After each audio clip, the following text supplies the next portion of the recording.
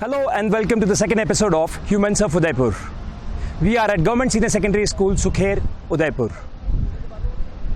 Roundtable India and Lady Circle India have recently built 8 beautiful classrooms in this government school right behind us, under their long-term goal of freedom through education, which is our pursuit for educating underprivileged children.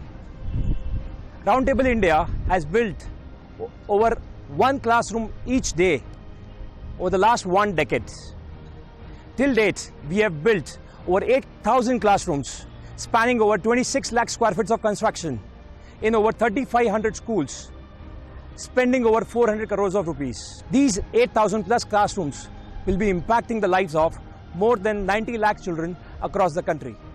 Coming back to Humans of Udaipur, an initiative of Roundtable India and Lady Circle India, where we bring to you heart-to-heart chats with eminent and social figures of our beautiful city of lakes, Udaipur.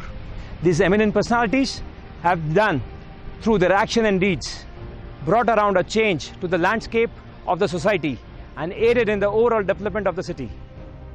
We try and connect with the lives of our guests and learn from their experience and understand that each and every one of us has similar sorrows and achievements in our lives, similar triumphs, similar failures, and we try to relate to their stories and draw inspiration from them. So let's get going. Our guest today is a sharp young mind who has changed the orientation and outlook of one and all towards the medical facilities available in our city.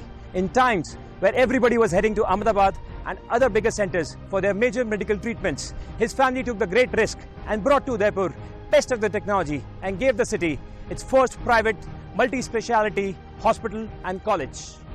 The setup has not just helped the citizens of Udaipur, but has been a boon for people across Southern Rajasthan.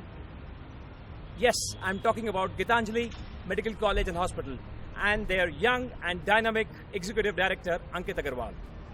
Hello and welcome to the show, Ankit. Hi. Thank you. Okay, so let me give you a brief about Ankit. You can correct me if I go haywire. Ankit is the youngest son of Srimati Geeta and Sri JP Agarwal. Ankit has an elder brother, Kapil. He did his schooling from St. Paul's, Udaipur, after which he went for his graduation in business administration from Michigan University, USA. Post that, he completed his master's from Caste School, London. He is married to Shruti and has been blessed with 2 beautiful children, Nishang and Ivan. It's about a short gist about Ankit. Let's try and get to know him better. Let's head inside. Thank you. So Ankit, are you ready? Yes, I'm ready. Great. So what we have done is we divided our chat today into 3 segments. Let's start with the first of the 3 segments, childhood and school days. How were you as a student? Sharp, sincere, jack of all trades, or very naughty? I was very shy as a person. I would be naughty in a space whereby friends around me, people who knew me. Otherwise, in general, in your comfort zone, you were very yes, naughty. In my comfort zone in a way. But I was very average in terms of my studies. I was strictly average student.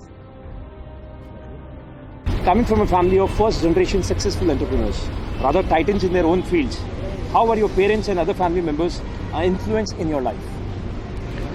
I think for every children, the parents are the greatest influence when they grow up. So is the case with me. Parents are very loving, caring, and you actually learn everything from your parents from your childhood. The little nuances, how they react in a situation, what struggles they have faced, what challenges they have faced, how they have overcome this. So I think those things have been very big influence in my life. Close-knit family. We are very close-knit family. Yeah. So specifically, who are you most close to? So like you said, it's a close-knit family. We are close to each and everyone. I'm close to my father, I'm close to my brother, I'm close to my mother. So in that case, you can't differentiate much. Any memory of the childhood, specifically family related, which you hold very dear to yourself? So on holidays, when we used to travel outside, and I used to get angry for petty things, and then I used to tell him, I'm leaving, I'm going. And I remember we were at a waterfall somewhere in Europe, and I fought with my parents for a certain reason, I remember clearly. I still remember that I said, I'm leaving this place, I'm going somewhere else. I kept on seeing them after even traveling for half a mile, and my father kept seeing me that, where is he, so that we don't lose track of each other. And then after some time I realized that I shouldn't go far too much, and then turned back and met him again. So those sort of little memories I have, family gathering, family functions, and all those things. Coming back to your personal values, there are two things which we like to ponder on. What was your value system while you were growing up? Value system was, while growing up, was more inspired by, I think, what our father taught us at that time. He taught us to be very honest with yourself. You might lie to other people, but be honest to yourself. You don't have to lie to anyone. Be answerable to your own conscience. Be very committed, to whatever you do. You should know where you want to be and what you need to do in your life. So you should take your own decisions. I think the independence of taking decision was given to us at a very early age. I've seen that commitment till now. You are very committed to your work. Thank you. As a kid, what were your life goals? What do you wanted to be in life? As a kid, my life goal was to be in business, was to be in industry, more of manufacturing industry. I thought of myself working in a big manufacturing plant when I was young, but that didn't turn out to be the way I thought it would be. I got into service industry or service background, then into a manufacturing. Now expanding into manufacturing. Yes, we are. So, as a kid, were you a very popular guy in school? No, not at all. Very introvert. Just I told you I was quite a shy guy when I was comfortable around my friends. Are you still in touch with all your friends? Most of them, quite a few of them. Shashank Singhvi, chairman of Roundtable, he was my closest friend since, and Varun Mudia, we studied together. Yeah. Great. So that brings us to the end of the first segment. And now let's head to the next part, which is college, marriage, and early career. Coming from a small city, share your experience of studying in three prominent yet very different places, heading from Bangalore to Michigan, USA to London. Actually, leaving Udaipur and going to Bangalore was quite a different experience altogether, because Bangalore, being more cosmopolitan city in its nature, much larger than Udaipur, student from all across India, and different culture Bangalore is known for. So that was sort of a cultural shock also in a way to me. Was initially, yes, initially it was difficult.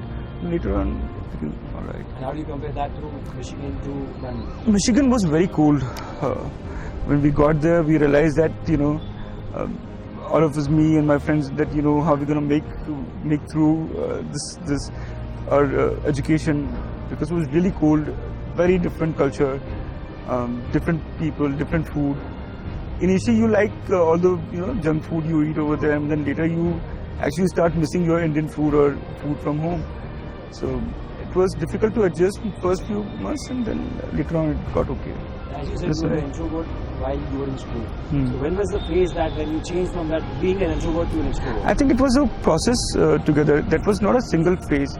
Like you mentioned, I traveled and lived in different cities, as Bangalore or Michigan or London, as a matter of fact. So that has brought about change in personality. Any incidents particular which made an impact on you as a student? As a student, like I said, it was a whole process. I think meeting new people, different people from different background, I think that has changed my perspective and thinking and all those things. Those things, different company. Yeah. You picked up, you realize, you learn. It's interpersonal learning. Once you're in college, I think you don't, if one doesn't stay in the room or stay in a shell like we spoke about, and meet more people, I think the learning starts from there. Although you belong to a business family, did you ever think of trying your hands at something out of the way, maybe a startup or a job before coming back to Udaipur? Before coming back, no, straight away after my undergrad from America, I joined a family business. And after 1 year of taking experience here, I left for London to do my MSc in management. And after completing that, I joined back and joined medical college and hospital at that time. So I was clear that time to think about it. No, I was not even willing to be very honest. I never wished to work somewhere else.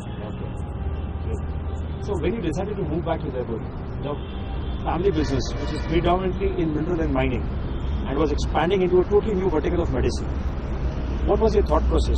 Picking up the strings of a totally new vertical, and mind you, it had very high stakes involved. I was very clear that I don't want to get into service industry and hospital per se. I thought it's not my cup of tea. I was not too confident also in a way to deal with the doctor and situation. The stakes were high and the responsibility was pretty high at that time. You really don't want to go wrong with in terms of teaching medical students or treating patient. So that was actually, I was initially quite scared. But then later on, once I realized that this is what you have to do and you have a responsibility, you must try and deliver. So I think and that worked. And then it worked out. So what were your biggest challenges being a big pot player in medical across Southern Rajasthan? Biggest challenge for hospital would be actually to convince people or to create that kind of a brand image that you can trust yourself with the treatment in Geetanjali. You can give your life to the doctors in Geetanjali and we will try our best to treat them. I think that was very difficult because if you know the trend of Udaipur has been to go to a higher city for any treatment. Even for a small treatment, people used to go to different cities, Jaipur, Ahmedabad, Bombay per se. So to reverse that trend was a very challenging task. And that would not happen, we knew it personally, that would not happen in a year or two. This will take own course to actually change. So the level of commitment to do that thing was very high, I think. And that has been our endeavor to give high quality treatment at an affordable price. What was the overall span from the time you started till the time you realized that yes, you have reached a landmark? So 2007 mid we started our hospital. So by 2013 and 14 we could establish our super specialty. We could establish our cardiology, we could establish our cancer center, neurology and nephrology. So from that time onwards we started getting very good response. So when you started, you brought the best of the medical practitioners under one umbrella, best of the doctors across the city. How difficult was that? So it is the vision of my father to actually think of long term. Never do something which is short run. So whatever you establish, he has taught us, he has taken decision to an effect that whatever we do should impact. The impact should be there for 20 years, 25 years, 30 years. So getting those machines, technology, you are saying that we started back in 2007 only. That time only we started investing in technology. So the challenge was to get good doctors here, like you said. To get to good technology was spending a huge amount of money. That was a big risk. But to get doctor was a big challenge. But we were lucky enough that R&T had produced good doctors. Through R&T, students had gone to AIMS, PGI, and eminent colleges and medical schools in India. So those students, those people those doctors wanted to come back home, serve people here.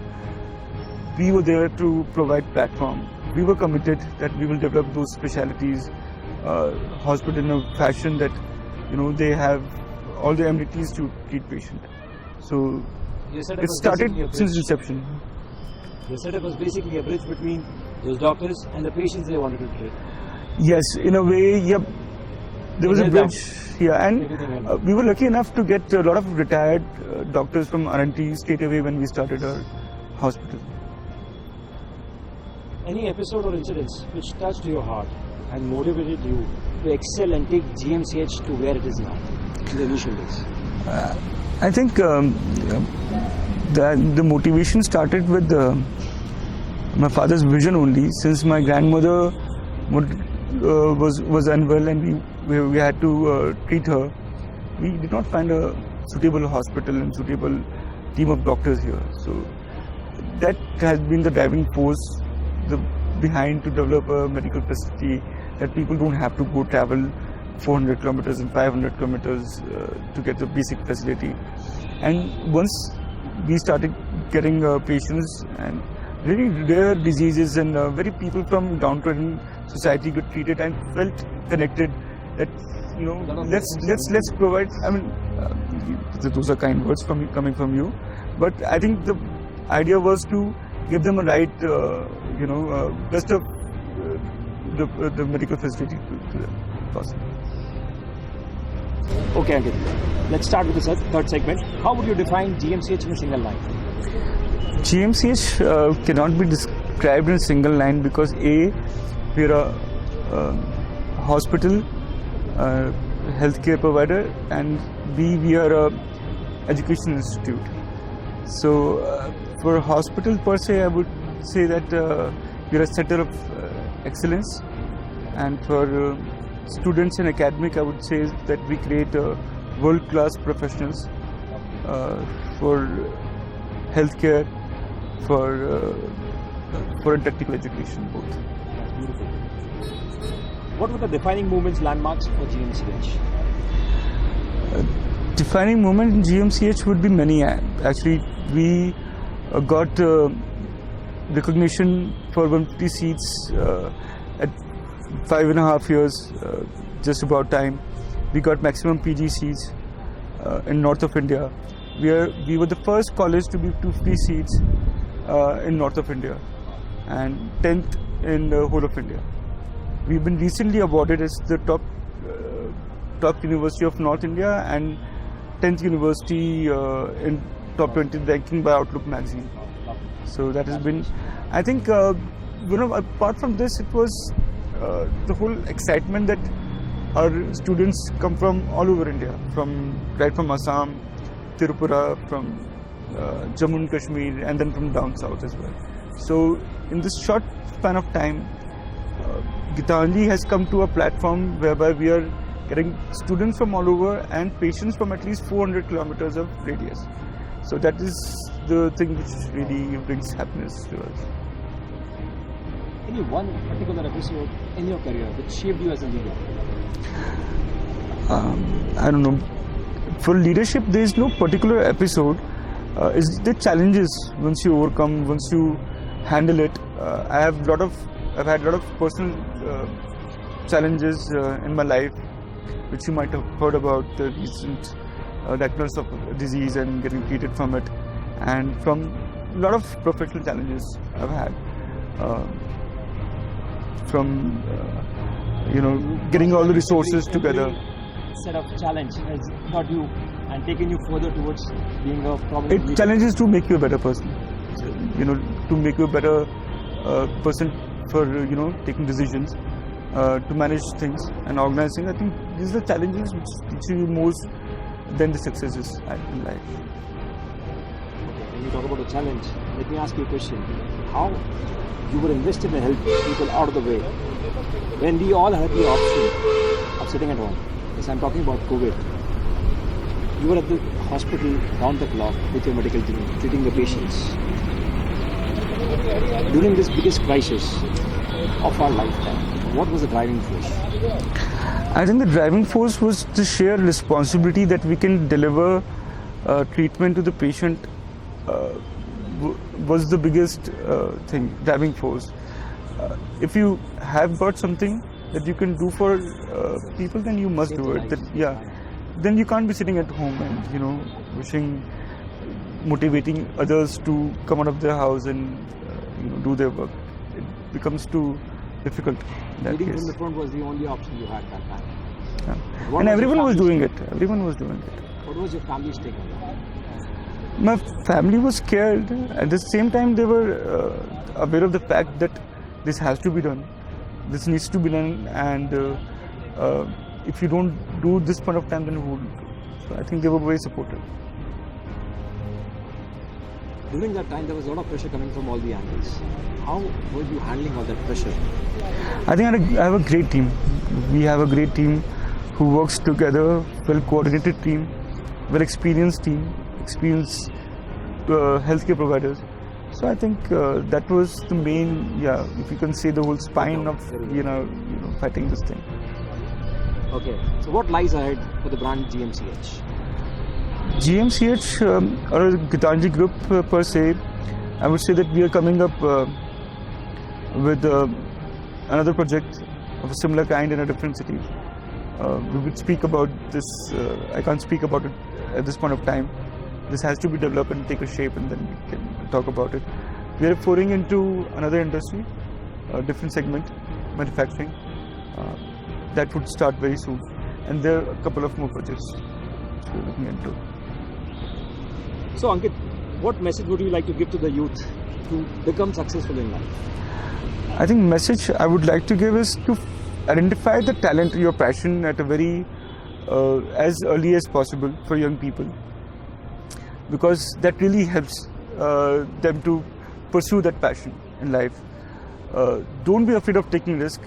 Young age is a time when you can make mistakes. So you must make mistakes. You must take risk. Take risk.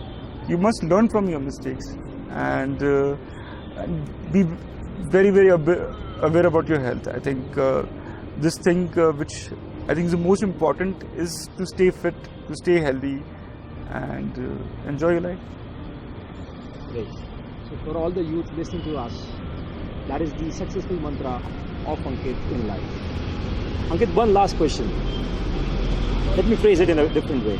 The road to success is dotted by many tempting parking spaces. How do you find the best one?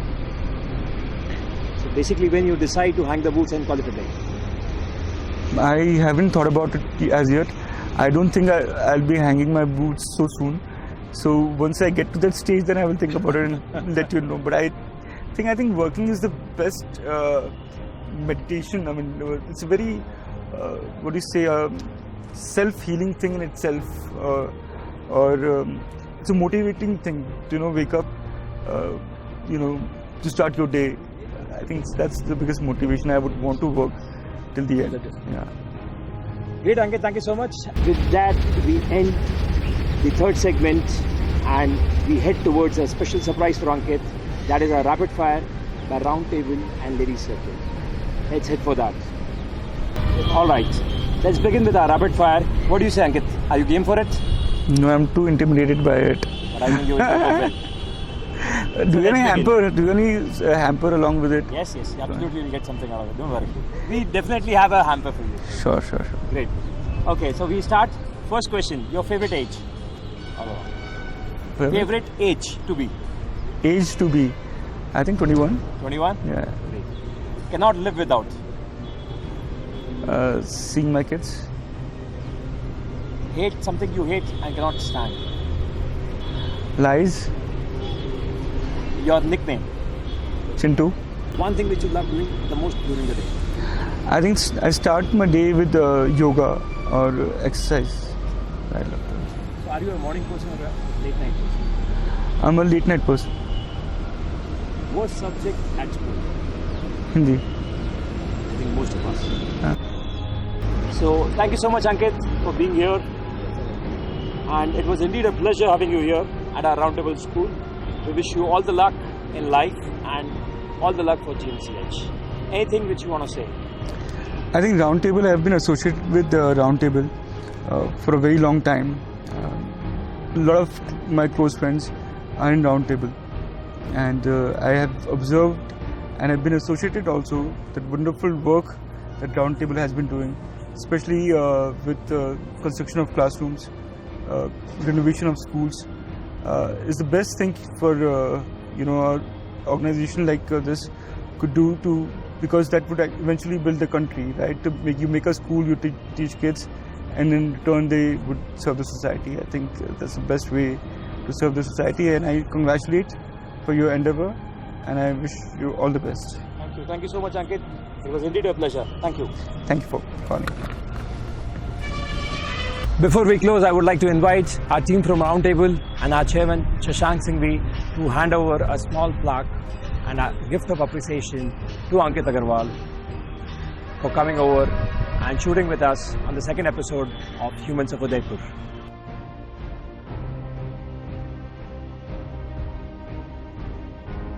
That brings us to the end of the second episode of Humans of Udaipur. I hope you enjoyed equally as we enjoyed making it. Keep inspiring. Signing off, Taylor Dipesh Kothari. Cheers.